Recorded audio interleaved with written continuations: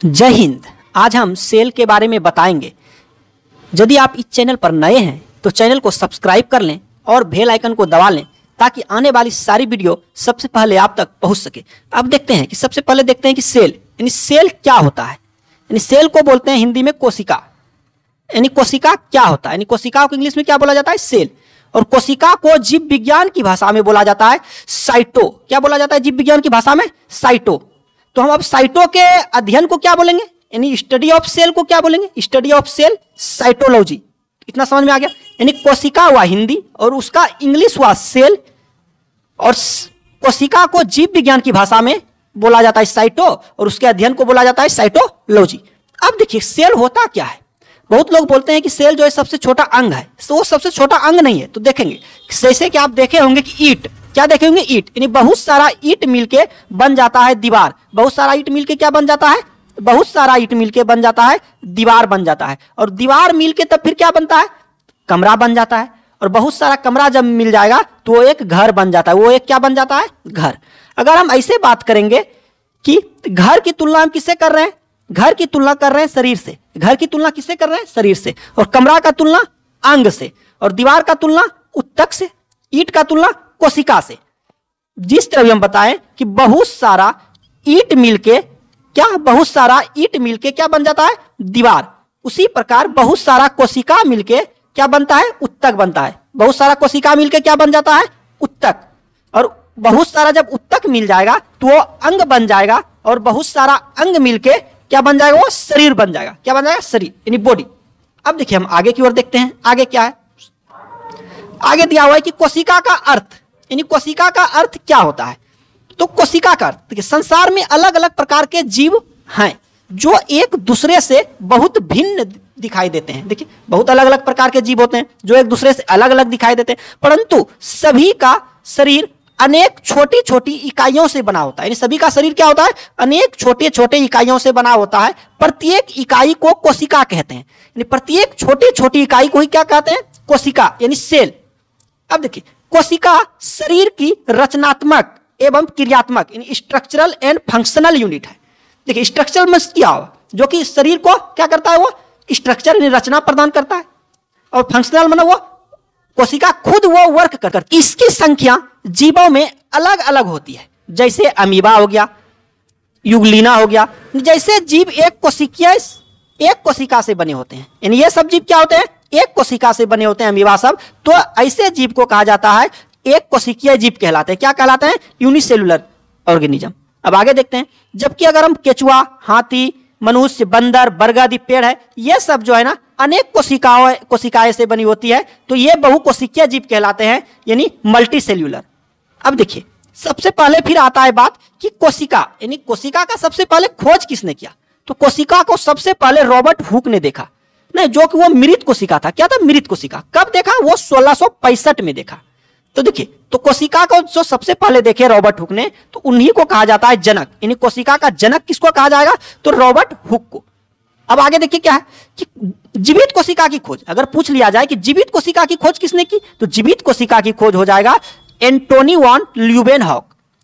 नहीं, लेकिन इनको जनक नहीं कहा जाएगा, क्योंकि सबसे पहले तो कोशिका की खोज तो रॉबर्ट हुक ने किया, चाहे वो मरा हो या तो वो जिंदा, उससे कोई। अब देखिए ये जो जीवित कोशिका है वो दांत के खुरचन में इन्होंने देखे। अब आगे देखते हैं कि सेल थ्योरी, यानी सेल थ्योरी को किसने दिया।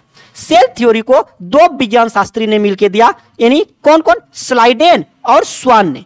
तो स्लाइडेन थे वो वनस्पति विज्ञान शास्त्री और स्वान थे वो जंतु विज्ञान शास्त्री। तो सेल थ्योरी को कब दिया गया, 1839 में। कब, 1839 में। और यहां देखिए जीवित कोशिका की खोज जो है वो हो गया था 1674 में। कब हो गया था, 1674 ईस्वी में। अब आगे देखते हैं। आगे है कि सबसे छोटी कोशिका, यानी अगर हम ओवरऑल बात कर रहे हैं दुनिया में, तो सबसे छोटी कोशिका जो हो जाएगा, सबसे छोटी कोशिका हो जाएगा माइक्रोप्लाज्मा की कोशिका। अगर ओवरऑल अगर हम सबसे बड़ी कोशिका की बात करें तो वो हो जाएगा शुतुरमुर्ग यानी ऑस्ट्रिच का अंडा। नहीं, अब हम अगर मानव में सबसे छोटी कोशिका, ये तो था ओवरऑल। अगर हम मानव में बात करें कि सबसे छोटी कोशिका मानव में, तो हो जाएगा मेल के स्पर्म यानी शुक्राणु। अगर हम मानव में सबसे बड़ी कोशिका किसमें, मानव में, तो हो जाएगा मानव में अगर सबसे बड़ी कोशिका की बात करें तो हो जाएगा फीमेल के ओवम यानी अंडाणु। अगर हम मानव में सबसे लंबी कोशिका की बात करें किसमें? मानव में। तो वो हो जाएगा न्यूरॉन, यानी मानव में सबसे लंबी कोशिका न्यूरॉन कहां होता है? वो ब्रेन की कोशिका है। क्या है? ब्रेन की कोशिका। अब आगे देखते हैं। अब देखिए ब्रेन की कोशिका जो है ये हो गया मानव में। अब देखिए विभाजन रहित कोशिका, यानी बोल रहा है विभाजन रहित, यानी वैसा कोशिका जो कि पुनः विभाजन नहीं होता है, पुनर्विभाजन नहीं होता है, तो वो न्यूरॉन की है, जो कि तंत्रिका कोशिका कहलाती है। कहां होती है? ब्रेन में। कह रहा यह क्षतिग्रस्त कोशिका को ठीक नहीं कर सकता है, क्षतिग्रस्त कोशिका को ठीक नहीं कर सकता है। इसी कारण से चोट लगने से शीघ्र ही मृत्यु हो जाती है। अगर किसी को सर में चोट लग जाता है तो उनका शीघ्र ही मृत्यु हो जाएगा। अगर सर में अंदर के और थोड़ा ज्यादा चोट लग जाता है अंदर की ओर तो उनका मृत्यु हो जाएगा। क्यों हो जाता है? क्योंकि उसके न्यूरॉन में जो है ना वो सेल डिवीजन नहीं होता है। ये बात समझ गए? अब देखते हैं आगे। सबसे तेज, यानी सबसे तेज कोशिका विभाजन किसमें होता है? तो लीवर में। किसमें? लीवर में। तो यही लिखा हुआ है कि यह अपने क्षतिग्रस्त कोशिकाओं को स्वतः ही ठीक कर सकती है। यहां तक कि यदि हम लीवर को काट के हटा दें तो वो स्वतः अपने कोशिका को क्या कर लेगा? पुनः निर्माण कर लेगा। नहीं, अब ये क्यों इसमें होता है सबसे तेज कोशिका विभाजन, ये आगे भी हम देखेंगे। अब देखिए स्ट्रक्चर देख लीजिए, ये दिया हुआ है ह्यूमन सेल का। ये जो देख रहे हैं आप, ये ग्रीन ग्रीन टाइप का, ये है सेल मेम्ब्रेन। यही सेल मेम्ब्रेन के अंदर सारा चीज होता है, लाइसोसोम, माइटोकॉन्ड्रिया, राइबोसोम, ये सब सारा इसी के अंदर होता है, सारा अवयव किसमें? सेल मेम्ब्रेन के अंदर। अब हम देखेंगे आगे। ये प्लांट सेल है।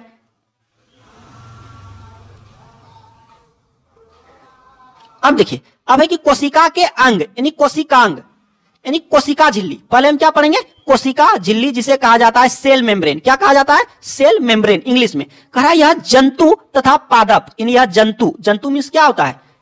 जानवर, आदमी, यही सब। और पादप मीन्स पेड़ पौधा, जो कि एक जगह स्थिर हो, एक जगह हिले डुले नहीं, कॉन्स्टेंट, सिर्फ हिलेगा डुलेगा, वो आगे नहीं बढ़ पाएगा। और जंतु मीन्स क्या? वो आगे भी जा सकता है। तो कोशिका झिल्ली जो है यह जंतु और पादप दोनों में पाया जाता है। सबसे पहला विशेषता इसका आप समझ गए कि कोशिका झिल्ली जंतु के साथ साथ पादप में भी पाया जाता है। देखिए कोशिका के अंदर के सभी अवयव इसी झिल्ली के अंदर रहते हैं। अभी हम बताए कि कोशिका झिल्ली के अंदर जो है वो सारा अवयव होते हैं, जो भी अवयव होते हैं, माइटोकॉन्ड्रिया, राइबोसोम, लाइसोसोम, अभी हम नीचे उसका चर्चा करेंगे। अब आगे देखते हैं क्या है। आगे है, यह कोशिका के अंदर जाने वाले पदार्थों का नियंत्रण करता है, यानी जो भी अगर लिक्विड वो कुछ भी वो अंदर जाना चाहे तो वो उसका नियंत्रण ही करता है। इसलिए यह क्या होता है? अर्धपारगम्य, यानी सेमी परमिएबल होता है, यानी कुछ ही वस्तुओं को अंदर जाने देता है। देखिए अब जैसे कि मान लीजिए कि हम लोग अगर यदि मार्केट जाते हैं तो कुछ भी सामान लेंगे तो वो एक थैला देगा। तो वो थैला का काम कौन करता है? थैला का ही काम करता है कोशिका झिल्ली। कौन करता है? कोशिका झिल्ली, वो थैला का काम करता है। इतना बात ध्यान में रखिएगा समझने के लिए। अब आगे देखते हैं आगे क्या है। आगे है कोशिका भित्ति, जिसे बोलते हैं हम लोग सेल वॉल। क्या बोलते हैं? Cell wall. अब देखिए यह सेल्यूलोज का बना होता है। कोशिका भित्ति किसका बना होता है? सेल्यूलोज का बना होता है। और यह केवल पादपों में पाया जाता है। पादप मीन्स क्या बताया? पेड़ पौधा। यह पेड़ पौधों को सुरक्षा देता है। अब देखिए ऊपर जो हम पढ़ा है कि होता है सेल मेम्ब्रेन, सेल मेम्ब्रेन के ऊपर हो जाता है सेल वॉल। सेल मेम्ब्रेन के ऊपर क्या होता है? Cell wall. ये किसमें होता है? ये सेल वॉल जो है, ये सिर्फ सेल वॉल जो है ये सिर्फ होता है पादप कोशिका में। किसमें होता है? पादप कोशिका में। वही बोलता है यह पेड़ पौधों को सुरक्षा देता है। तो हम लोग अपना सुरक्षा कैसे कर लेते हैं? जब वो जंतु कोशिका में नहीं होता है तो हम लोग सुरक्षा कैसे करते हैं? हम लोग अपना जो है कोशिका का सुरक्षा बाल से, हेयर से, या तो कपड़ों से कर लेते हैं। और पौधा सब में देखे होंगे वो छाल, वो सेल्यूलोज ही होता है और वो उसका सुरक्षा करता है। इसलिए देखे होंगे अगर हम पेड़ पौधा को मारें बहुत टाइट रहता है, और हम लोग में ये नहीं पाया जाता, इसलिए हम लोग का शरीर सॉफ्ट रहता है। क्या रहता है? सॉफ्ट। कहीं भी चोट लग जाएगा, थोड़ा भी कोई मारेगा तो चोट लग जाएगा। और पेड़ पौधा को चोट नहीं लगता, ये सेल वॉल होता है, उसको सुरक्षा देता है। अब आगे देखिए क्या लिखा कि जीवाणु एक पादप होता है। जीवाणु एक क्या होता है? पादप होता है, जिसकी कोशिका भित्ति किसका बना होता है? पेप्टिडोग्लाइकेन की बनी होती है। अब आगे देखते हैं क्या है। आगे है कवक की कोशिका भित्ति, यानी किसका? कवक का। किसका बनाता है? कैरीन की बनी होती है। अब आगे है माइटोकॉन्ड्रिया। क्या है? माइटोकॉन्ड्रिया, जिसे हिंदी में बोला जाता है सूत्रकणिका। क्या बोला जाता है? सूत्रकणिका। सबसे पहले देखिए इसकी खोज कभी पूछ लिया जाता है एग्जाम में, इसकी खोज किसने की? तो अल्टमाइन ने किया। कौन किया? अल्टमाइन ने। यहां ऑक्सीश्वसन होता है, यानी माइटोकॉन्ड्रिया में क्या होता है, ऑक्सीश्वसन। जब श्वसन का हम पढ़ाएंगे आगे, तो श्वसन में क्या होता है ना, जब हम लोग श्वास लेते हैं तो उस ऑक्सीजन को कौन, हीमोग्लोबिन हमारे कोशिकाओं तक, कोशिकाओं में ले जाके माइटोकॉन्ड्रिया में दे देता है। किसको देता है, माइटोकॉन्ड्रिया में। अब वो माइटोकॉन्ड्रिया में क्या होता है, उस ऑक्सीजन वहां जाके क्या करता है ना, ऑक्सीजन ने एक साइकिल चलाता है, एक चैन चलाता है। उसी चैन को बोला जाता है क्रेब्स चक्र। उसी चैन को क्या बोला जाता है, क्रेब्स चक्र चलाता है। जिसके, अब देखिए क्रेब्स चक्र, क्योंकि इसका खोज जो है क्रेब्स नामक वैज्ञानिक ने किया था। देखिए यहां क्रेब्स चक्र चलता है, नहीं, जिसके फलस्वरूप एटीपी, यानी कितना एटीपी बनता है, 38 एटीपी, नहीं 38 एटीपी बनता है, जिससे कि एक ग्लूकोज बनते हैं। क्या बनते हैं, एक ग्लूकोज। और हमें क्या मिलती है, ऊर्जा मिलती है। इसी कारण इसे कोशिका का पावर हाउस यानी शक्ति क्रिया कहते हैं। क्या कहते हैं, शक्ति क्रिया। समझ गया क्रेब्स चक्र क्या होता है। ठीक है, आगे देखिए, आगे दिया है माइटोकॉन्ड्रिया के आंतरिक दीवार को क्रिस्टी कहते हैं। माइटोकॉन्ड्रिया का जो आंतरिक दीवार होता है ना, उसे क्या कहा जाता है, क्रिस्टी कहा जाता है। अब आगे देखेंगे, आगे है कि अंतःप्रद्रव्य जालिका, इसको बोलते हैं इंडोप्लाज्मिक रेटिकुलम, नहीं इसका शॉर्ट फॉर्म है ईआर। कह रहे यह कोशिका के अंदर से आंतरिक सहायता देता है। क्या देता है, सहायता। जैसे हमारा घर में पिलर क्या करता है, वो दीवार को सहायता देता है, फ्लोर को सहायता देता है। अतः इसे कोशिका का आंतरिक कंकाल कहते हैं। क्या कहते हैं, कंकाल। कह रहे यह दो प्रकार का होता है, एक होता है स्मूथ ईआर यानी स्मूथ इंडोप्लाज्मिक रेटिकुलम, और एक होता है रफ ईआर यानी रफ इंडोप्लाज्मिक रेटिकुलम। अब देखिए स्मूथ इंडोप्लाज्मिक रेटिकुलम क्या होता है, यह जो है कार्बोहाइड्रेट तथा वसा का निर्माण करता है। क्या करता है, कार्बोहाइड्रेट तथा वसा का। नहीं देखिए स्मूथ, ऐसे भी याद रखिएगा, स्मूथ जो है, स्मूथ यानी वसा क्या होता है, तेलिया होता है, तो वो स्मूथ होता है, चिकना, तो इसे याद रखिएगा। अब देखिए रफ ईआर क्या होता है, यानी रफ इंडोप्लाज्मिक रेटिकुलम। कह रहा है इस पर राइबोसोम होता है, नहीं इस पर क्या होता है, राइबोसोम होता है। यह प्रोटीन का निर्माण करता है। देखिए ये निर्माण नहीं करता है, लेकिन इस पर जो है ना राइबोसोम पाया जाता है। किस पर, रफ इंडोप्लाज्मिक रेटिकुलम पर। तो वही जो है ना, ये राइबोसोम का काम क्या है कि प्रोटीन का निर्माण करता है। कौन, राइबोसोम। आगे देखते हैं, आगे दिया है राइबोसोम, यानी राइबोसोम यह कोशिका के अंदर का सबसे छोटा अंग है। कौन, राइबोसोम। यह प्रोटीन का निर्माण करता है। भैया ऊपर बताया राइबोसोम क्या करता है, प्रोटीन का निर्माण। अतः इसे प्रोटीन की फैक्ट्री कहते हैं। कभी एग्जाम में पूछ लिए जाते हैं कई बार कि प्रोटीन की फैक्ट्री किसे कहा जाता है, तो वो राइबोसोम को। यह दो प्रकार का होता है। अब देखिए कौन कौन होता है, पहला है 70S राइबोसोम, दूसरा है 80S राइबोसोम।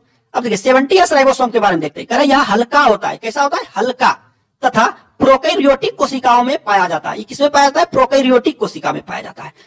अब देखिए अभी 80S राइबोसोम कह रहा है यह भारी होता है, और यह किसमें पाया जाता है, यूकैरियोटिक कोशिका में।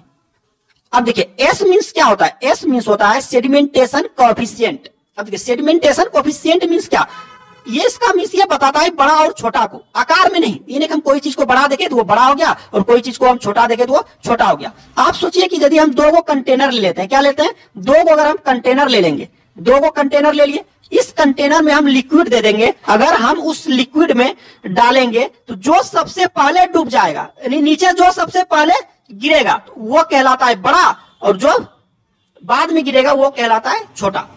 आप लोग समझ गए होंगे कि सेडिमेंटेशन कोएफिशिएंट क्या होता है। अब देखिए आगे क्या दिया है, प्रोकैरियोटिक और यूकैरियोटिक अभी हम आगे बताएंगे। अब है कि गोल्जी बॉडी यानी गोल्जी एपरेट्स, इसकी खोज कैमिलो गोल्जी ने किया। यह पदार्थों का परिवहन करता है। क्या करता है, परिवहन करता है, अर्थात यातायात में सहायक है। अब देखिए जैसे अभी हम आपको जस्ट बताए कि क्या होता था, पहले सेल मेम्ब्रेन होता था सबसे ऊपर, अब इसी के अंदर रहता है सारा चीज। जैसे कि अभी आपको हम बताए राइबोसोम हो गया, अभी आपको जो भी बताया हम प्रोटीन फैक्ट्री राइबोसोम को कहा जाता है, माइटोकॉन्ड्रिया हो गया, ये सब जो इसी के अंदर जो होता है, ऊर्जा जहां से प्राप्त होता है। अब अगर देखिए मान लीजिए हम लोग अगर पूरे बॉडी है, अगर हम लोग दौड़ते हैं तो दौड़ते हैं, हमारा ज्यादा एनर्जी कहाँ वेस्ट हो रहा है, हमारा पैर में।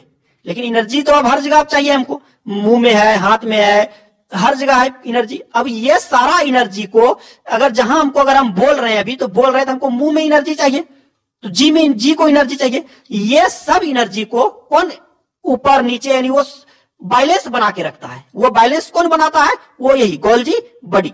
ये क्या करता है ना, ये पदार्थों का क्या करता है, ये पदार्थों का परिवहन करता है। यानी अगर एनर्जी जहां जरूरत है वहां वो एनर्जी पहुंचा देता है, अगर प्रोटीन की जरूरत है प्रोटीन पहुंचा देगा। इसलिए हम देखते होंगे कि कभी थकेंगे तो ऐसा नहीं होता है सिर्फ पैर ही थक गया, मुंह नहीं थका, यानी सारा चीज थक जाता है। नहीं तो ऐसे क्या होता है कि एक चीज जो चीज हम यूज करेंगे वही सिर्फ चीज थक जाएगा। वही क्या होगा, अगर हम पैर का यूज पूरा कर रहे हैं तो पैर ही थक जाएगा, ऐसा नहीं होता है। तो वो इसका गोल्गी बॉडी का काम है कि कोई भी एनर्जी को वो बैलेंस बनाए रखना, क्या करना, यातायात का काम रखना, जहां जरूरत हो वहां पहुंचाना। अब हम आगे की ओर देखते हैं। आगे है रसधानी, क्या है, राजधानी यहां लिखा गया, ये होगा रसधानी। अब देखिए इसको बोलते हैं वैक्यूल्स, करा यह जल को संचित करता है, यानी स्टोर करके रखता है। कौन, रसधानी, ये कोशिका के ही अंदर होता है।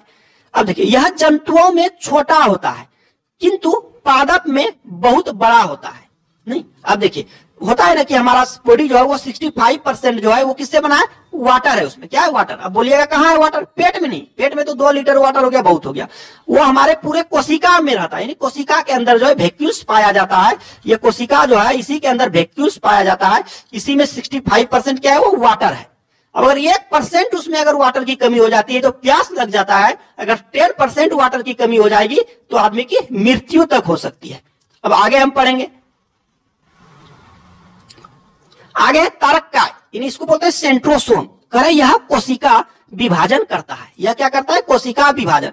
देखिए यहां कोशिका विभाजन मतलब क्या हुआ, पुनर्निर्माण, यानी कोशिका का पुनर्निर्माण, यानी एक कोशिका टूट के 2 कोशिका का बन जाना।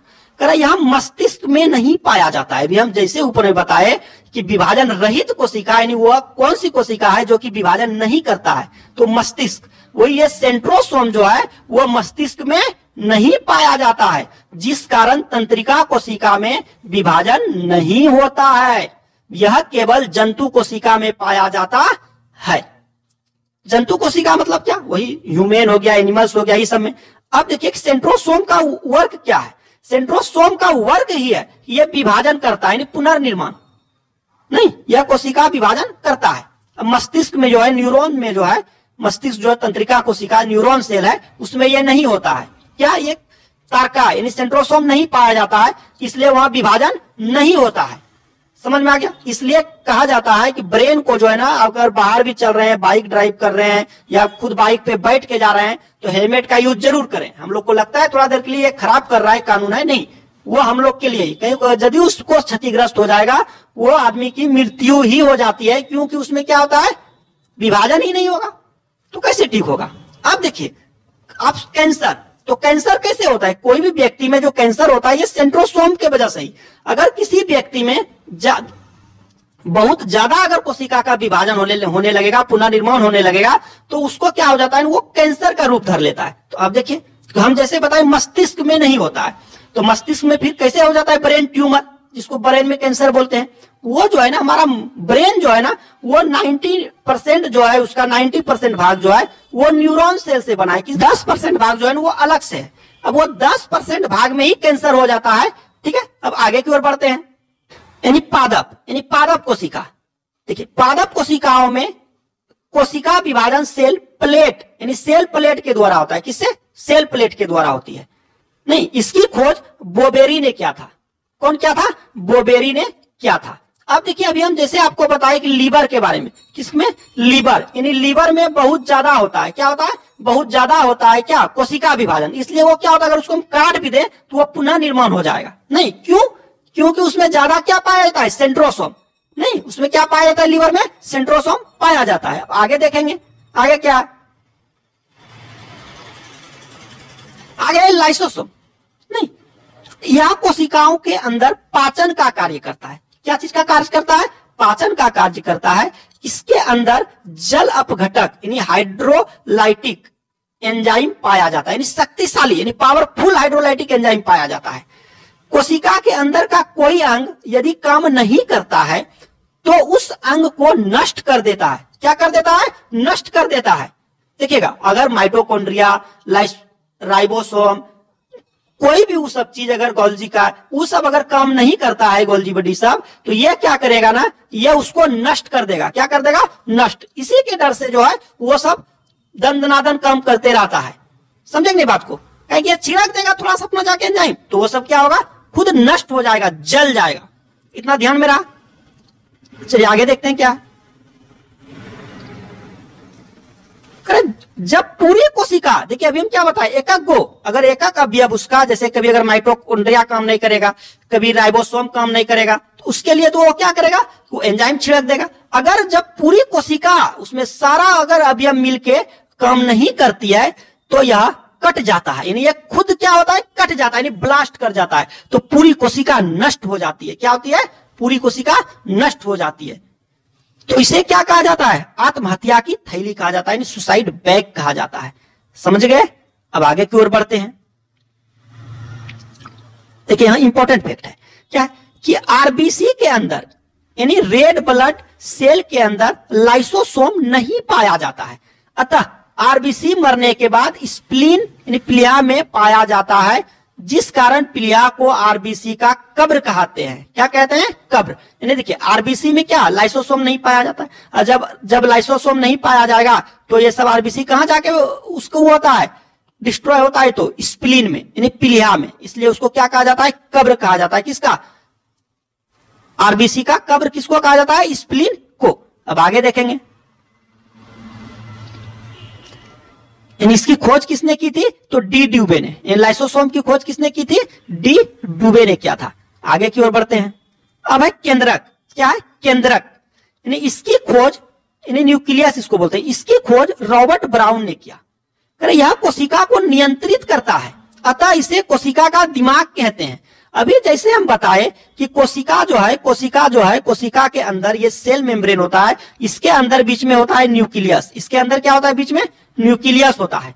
अभी न्यूक्लियस में अगर राइबोसोम है, लाइसोसोम है और आपका गोल्जी बॉडी हो गया, इस सारा चीज जो इसमें होता है और सब अवयव जो होता है, अब ये क्या करता है, न्यूक्लियस इस सबको देखते रहता है।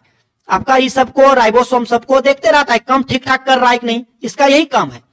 समझे, यही लिखा है कि यह कोशिका को नियंत्रित करता है और इसे कोशिका का दिमाग कहते हैं। इसमें 80% प्रोटीन पाया जाता है। किसमें, न्यूक्लियस में। आरएनए इसी में पाया जाता है, डीएनए भी पाया जाता है, वो अलग से चैप्टर है, ठीक है। अब देखिए आगे देखते हैं। आगे जीव द्रव्य यानी प्रोटोप्लाज्म, जीव द्रव्य यानी प्रोटोप्लाज्म, इसकी खोज पुरकिंजे ने किया। कौन किया, पुरकिंजे ने। यह एक तरल गाढ़ा पदार्थ होता है। क्या होता है, तरल गाढ़ा पदार्थ होता है। इसे जीवन का आधार कहते हैं। क्या कहते हैं, जीवन का आधार कहते हैं। सभी जैविक क्रियाएं इसी द्रव के अंदर होती है। इनका 80% भाग जल का बना होता है। किसका बना होता है, जल का। यह दो प्रकार का होता है, पहला है कोशिका द्रव और दूसरा है केंद्रिका द्रव, जिसको बोलते हैं न्यूक्लियोप्लाज्म। अब देखिए कि एक जीव द्रव्य होता क्या है, इसको कैसे, इसको मान लेता, यहां बोला गया ना कि यह क्या होता है ना, कि जीवन का आधार होता है। तो ये कैसे होता है, अभी हम जैसे बताए कि सेल मेम्ब्रेन होता है। क्या होता है, सेल मेम्ब्रेन। इसी के अंदर होता है न्यूक्लियस, इसी के अंदर क्या होता है, न्यूक्लियस, और इसी में होता है राइबोसोम, लाइसोसोम, और इसी में होता है गोल्जी बॉडी, यानी सारा चीज इसी के अंदर होता है। तो ये सब चीज क्या होगा ना, कि एक आपस में टकरा जाएगा। टकरा सकता है कि नहीं, टकरा सकता है। यदि ये आपका जीव द्रव्य नहीं रहेगा प्रोटोप्लाज्म, तो ये आपस में टकरा जाएगा। तो ये प्रोटोप्लाज्म क्या करता है ना, इसके अंदर ये सबको सेपरेट रखता है। क्या करता है, सबको सेपरेट रखता है, एक दूसरे को टकराने नहीं देता है। नहीं तब तो बस लाइसोसोम से टकराएगा, सबको नष्ट ही कर देगा। तो इसलिए वो टकराने नहीं देता है। इसलिए इसको क्या कहता है, सभी जैविक क्रियाएं इसी द्रव के अंदर होती है। सही बात है, सभी है इसी के अंदर में, ठीक है, यही है। अब आगे देखते हैं। अब देखिए यहां पे क्या दिया हुआ है कि इसका दो भाग होता है। कितना, दो प्रकार का होता है। पहला है कोशिका द्रव्य यानी साइटोप्लाज्म, यानी कोशिका को हम लोग साइटो बोलते थे जीव विज्ञान की भाषा में, और प्लाज्म, और एक केंद्रिका द्रव्य न्यूक्लियोप्लाज्म। देखिए कोशिका द्रव्य मतलब क्या हुआ, कोशिका द्रव्य मतलब होता है जैसे सेल मेम्ब्रेन है और इसी में अगर न्यूक्लियस है, क्या है, न्यूक्लियस। यदि इस यहां पे है आपका जीव द्रव्य, तो इसको बोला जाता है कोशिका द्रव्य यानी साइटोप्लाज्म। अगर ये न्यूक्लियस के अंदर अगर वाटर है तो इसको बोला जाता है क्या, केंद्रिका द्रव्य। समझे ना, ये द्रव्य मतलब क्या हुआ, लिक्विड मतलब क्या, वाटर है। अगर आपका सेल मेम्ब्रेन यानी किसके, न्यूक्लियस के बाहर और सेल मेम्ब्रेन के बीच में, इस सब के बीच में अगर रहेगा वाटर, तो इसको बोला जाता है क्या, साइटोप्लाज्म। और जब न्यूक्लियस के इर्द गिर्द रहेगा तो इसको बोला जाता है आपका न्यूक्लियोप्लाज्म। ठीक है। अब जो है ना, ये सेल चैप्टर चूंकि बहुत बड़ा है, तो एक्चुअली एक दिन में नहीं हो सकता था, इसलिए हम नेक्स्ट क्लास में जो भी बचा है प्रोकैरियोटिक, यूकैरियोटिक, प्लास्टिड्स, इस सब के बारे में क्लियर करेंगे। यदि वीडियो अच्छी लगी हो तो वीडियो को लाइक कर दें,